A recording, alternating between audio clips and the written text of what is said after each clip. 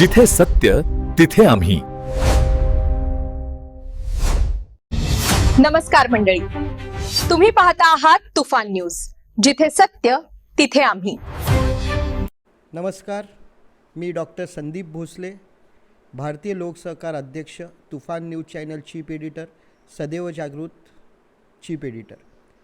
मी आज आपल्यासमोर मागच्या 8 महिन्यापासून जो SRA आपल्या मुंबईतला किंवा ठाण्यातला सगळ्यात धगधगता जो विषय आहे आणि आपल्याबरोबर असणाऱ्या प्रत्येक रहिवाशांना खूप त्रास देणारा जो विषय आहे SRA, त्याच्यावर बोलणार आहे. काय होतं SRAमध्ये, कशा पद्धतीने आमच्या SRAमधल्या झोपडपट्टीतल्या रहिवाशांना फसवलं जातं.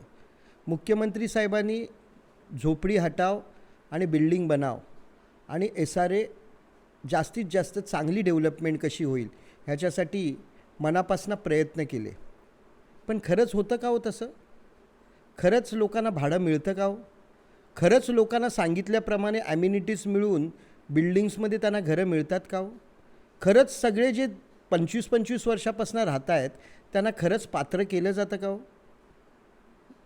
हे सगळ्यांच्या समोर असणारं एक मोठं क्वेश्चन मार्क आहे. मी आज प्रत्येक विषयावरती तुमच्याशी डिटेल्समध्ये बोलणार आहे. काय SRA आहे? SRA हा 3 प्रकारचा SRA चालतो. एक म्हणजे प्रायव्हेट लँडवरती, एक गव्हर्मेंट लँड आणि एक कलेक्टर लँडवर. ह्या तिन्ही लँडवरती जेव्हा झोपडपट्ट्या असतात त्या झोपडपट्ट्यांमध्ये जे जुने रहिवासी असतात, म्हणजे आपल्याकडे 4 ते 5 प्रकारचे GR आलेले आहेत. गव्हर्मेंट रूल बोललं जातं. GR म्हणजे गव्हर्मेंट रूल.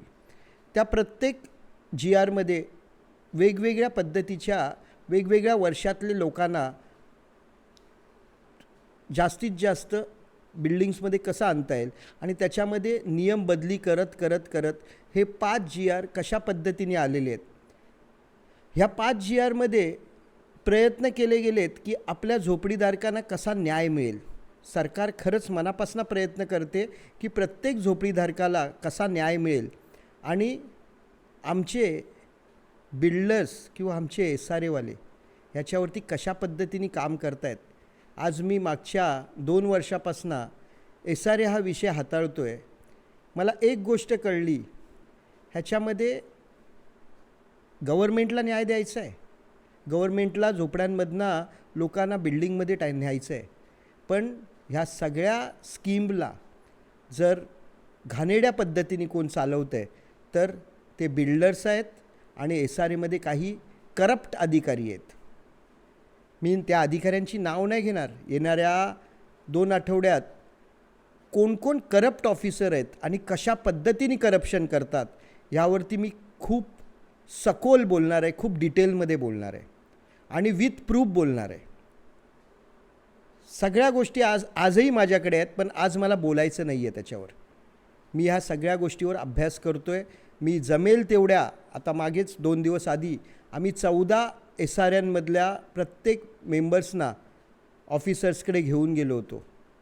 तिथे असणारी बिल्डरची दादागिरी किंवा SRAमधले आतील अधिकारी बिल्डर येऊ नये म्हणून त्याला कसं वाचवता येईल त्यासाठी चालणारी त्यांची जी तडफड मी बघत होतो. आम्हाला दाखवलं जातं की बिल्डरना आम्ही ओरडणार. अहो काय नाही हो, मी मारल्यासारखं करायचं आणि तू रडल्यासारखं करायचं. हे SRAमध्ये ह्या पद्धतीने कामं चालतात. कुठलाही ऑफिसर हा कधीच बिल्डरला त्या झालेल्या रहिवाशावरती अन्याय आणि त्याला मिळावा न्याय ह्यासाठी कधीच प्रयत्न करत नाही. जेवढा अन्याय होईल तेवढा ह्यांचे किसे भरले जातात. ह्या पद्धतीची कामं होतात. आम्हाला असं वाटतं की आम्हाला रेंट मिळालं नाही तर आमचा एक ऑडिटर म्हणून रिपोर्ट ऑडिटसाठी ऑर्डर झाली की आमचे सगळे SRAवाले रहिवाशी बिचारे आनंदात जातात की आता बिल्डरचं ऑडिट होणार आणि आम्हाला आमचं भाडं मिळणार. पण असं काही होत नाही हो. तो ऑडिटर आहे ना, येतच नाही. तो ऑडिटर फसवतो तिकडच्या रहिवाशांना. तो आज येईल, उद्या येईल, परवा येईल, असे 6 महिने कमीत कमी काढले जातात ज्याच्यात ऑडिटर येतच नाही. आणि तो ऑडिटर येत नाही आणि आमचे रहिवाशी त्या ऑडिटरची अक्षरशः वाट बघत असतात की तो ऑडिटर कधी येईल आणि आम्हाला कधी न्याय देईल आणि आमची किती भाडी बाकी आहेत ते रिपोर्ट देईल SRAला. असं कधीच होत नाही हो. मी असे कितीतरी SRA दाखवेन ज्याच्यात ऑडिटरच्या ऑर्डर झालेल्या आहेत, पण त्या ऑडिटरच्या ऑर्डर झाल्यानंतर पण त्या बिचाऱ्या रहिवाशांना त्या ऑडिटरनी कुठलाही रिपोर्ट दिला नाही आणि त्या रहिवाशांना तो रिपोर्ट मिळाल्यानंतर त्याला रेंटच मिळालेलं नाही. बिचारे बाहेर राहतात, त्या झोपडपट्टीतनं बाहेर काढले जातात आणि परत एक स्वतःवरती कर्जाचा डोंगर उभारतात, कारण त्यांना बाहेर गेल्यानंतर ते जे रेंट आहे ते पण स्वतःच्या खिशातनं भरावं लागतं. खरंच गव्हर्मेंटने हे सगळं बघितलं का हो? ह्या पद्धतीचा जो अन्याय होतो आहे SRAवरती आणि SRAमधल्या माझ्या रहिवाशांवरती अन्याय होतो, तो गव्हर्मेंटनी कधी बघितला का? तुम्ही खरंच चांगलं काम करत आहे गव्हर्मेंट, पण तुमचे अधिकारी, मी अधिकाऱ्यांची नाव नाही घेत आहे, इथे प्रत्येकाला कळतं आहे मी कुठल्या अधिकारीबद्दल बोलतो आहे ते. आज नाही उद्या त्या अधिकाऱ्याला आम्ही आहे ना, त्याला आमच्या महिला, आमचे पुरुष, आमचे ते रहिवाशी ज्यांच्यावरती अन्याय होतो आहे ना, त्याच SRAच्या गेटवरती एक वेळ येईल जेव्हा आम्ही त्याच्या तोंडावरती काळं फासणार आहोत आणि ते काळं फासून आहे ना त्याला तिथेच गाढव आणणार आहे आणि त्या गाढवावरती त्याची धिंड काढली जाईल. आता काय आमचे महाराज नाहीत, नाही तर अशा अधिकाऱ्यांना आहे ना महाराजांनी कडेलोट केला असता. महाराजांनी यांच्यावरती जे गरिबांवरती अन्याय करतात ना, आज आमच्या ह्या महाराजांच्या पावनभूमीत असे जे गव्हर्मेंटचे ऑफिसर आहेत, SRAमधले ऑफिसर आहेत, ते लोकांना फसवत आहेत.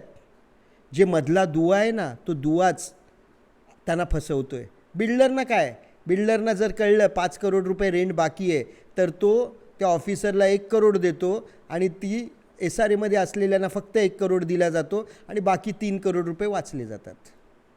हीच पद्धतीची कामं होत आहेत तिथे.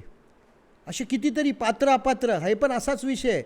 200 लोक असतील तर 150 लोकांना पात्र करायचं आणि 50 लोकांना जाणून बुजून अपात्र करायचं आणि मग बिल्डर त्यांना पात्र करण्यासाठी SRAतले अधिकारी आणि बिल्डर ह्या दोघांच्या संगनमताने त्या 50 लोकांना पात्र करण्यासाठी पैसे घेतले जातात त्यांच्याकडनं. आणि अशा पद्धतीने पैसे घेऊन त्यांना लुटलं जातं अक्षरशः. त्यांची घरं असतानाही त्यांना सांगितलं जातं तुमच्याकडे हा पेपर नाही, तुमच्याकडे तो पेपर नाही. अहो मी सगळ्या SRAच्या अधिकाऱ्यांना विचारतो, जर 25 वर्षापूर्वीचं त्याचं घर आहे आणि त्याचं 25 वर्षापूर्वीचं घराचं जर त्याच्याकडे प्रूफ आहे तर तुम्ही त्याला का नाही पात्र करत? आमच्या गव्हर्मेंटनी सांगितलं होतं तुम्ही असलेल्या सगळ्या पेपर्समध्ये जर त्याचा कुठलाही एक पेपर 25 वर्षापूर्वीचा जर त्याच्या GRमध्ये बसत असेल तर त्याला पात्र करा. मग त्याला काय केलं जातं माहिती आहे का? ह्या हेरिंगला दाखवा, त्या हेरिंगला दाखवा, ह्या कागदोपत्रीमध्ये त्याला बिचाऱ्याला अडकवलं जातं, कारण त्याला कायद्याचं नॉलेज नाही आहे. त्याला कायद्याचं कुठलंच नॉलेज नाही. त्याला कुठले पेपर दाखवले पाहिजेत, काय केलं पाहिजे हे त्याला खरंच माहीत नसतं आणि त्याच्यामुळे तो बिचारा तिथे हेलपाटा मारत राहतो आणि तो स्वतःचं घर त्या बिल्डरला देतो आणि बिल्डर खोटं सांगून त्याला सांगितलं जातं की तुला मी पात्र करेन आणि त्याला आयुष्यभर अपात्र ठेवलं जातं आणि तो त्या असणाऱ्या त्या झोपडपट्टीत किंवा त्या झोपडीत जो त्यांनी मेहनतीने बांधलेली झोपडी असते तीही त्याच्या हातातनं जाते आणि त्याच्यानंतर त्याला त्या सगळ्या गोष्टीला मुकावं लागतं. हे कोण करतं? बिल्डर आणि SRA. गव्हर्मेंटनी कधीच सांगितलं नाही की त्यांना घरातनं काढा, त्यांना अपात्र करा. पण आज खरंच किती अन्याय होत आहेत. जेव्हा SRAमध्ये मी सगळ्या डिपार्टमेंटमध्ये फिरतो, आज मी माझ्या गव्हर्मेंटला आव्हान करतो आहे की ह्या SRAमध्ये जे ऑफिसर्स आहेत, मी अँटी करप्शनला आव्हान करतो आहे की जे SRAमध्ये ऑफिसर आहेत जे 3 वर्ष 4 वर्ष 5 वर्ष काढून जातात, ह्या 5 वर्षानंतर ह्यांच्या 5 पिढ्या बसून खातात. हो काय असं SRAमध्ये घबाड आहे की या 5 वर्षात हे अक्षरशः यांच्या 5 पिढ्या बसून खातात? तुम्ही बघितलेत का? असे माझ्याकडे किती ऑफिसरची नावं आहेत ज्यांनी 5 वर्षात अक्षरशः त्यांच्या 5 पिढ्या बसून खातील एवढे पैसे कमवलेत. गव्हर्मेंटनी त्यांना सांगितलं आहे का या गरिबांना लुटा, बिल्डरांशी संगनमत करून पैसे लुटा? असे कितीतरी विषय आहेत माझ्याकडे आणि असे कितीतरी विषयावरती आपण बोलू शकतो.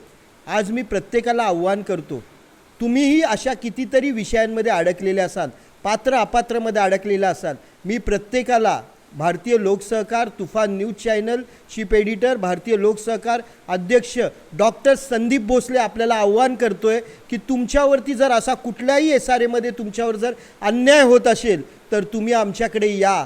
आपण सगळ्यांनी एकत्र मिळून ताकद बनवूया. आपली एक कम्युनिटी एकमेकांना मदत करण्यासाठी वापरूया. आपली एकमेकांची ताकद आपल्या एकमेकांना न्याय मिळवून देण्यासाठी वापरूया. आणि आपण सगळे एकत्र येऊन प्रत्येकाला घर कसं मिळेल आणि प्रत्येकाला त्याला त्याचा स्वतःचा जो निवारा आहे जो त्याला फसवला जातो आहे ते कशा प्रकारे फसवलं जातं आहे तिथे त्याला जाब विचारून त्याला त्याच्या सगळ्या पेपरमध्ये लीगलमध्ये सगळ्या बाजूनी सपोर्ट करून त्याला त्याचं घर मिळवून देऊ. आणि आपण भारतीय लोकसहकार सगळे एकत्र येऊन तुफान न्यूज चॅनलचं संपूर्ण चॅनल तुम्हाला सपोर्ट करेल. मी सगळ्यांना आव्हान करतो, महाराष्ट्रातला प्रत्येक रहिवाशाला आव्हान करतो, तुम्हाला जेही तुमच्यावर अन्याय झाला असेल तुम्ही भारतीय लोकसहकारच्या सगळ्या माझ्या पदाधिकाऱ्यांच्या टचमध्ये राहा आणि तुमचे सगळे विषय घेऊन आपण एसआरएमध्ये न्याय मागू आणि तुम्हाला न्याय कसा मिळेल ह्याच्यासाठी आपण प्रयत्न करू. एवढंच बोलून मी थांबतो. जय हिंद, जय महाराष्ट्र. जिथे सत्य तिथे आम्ही.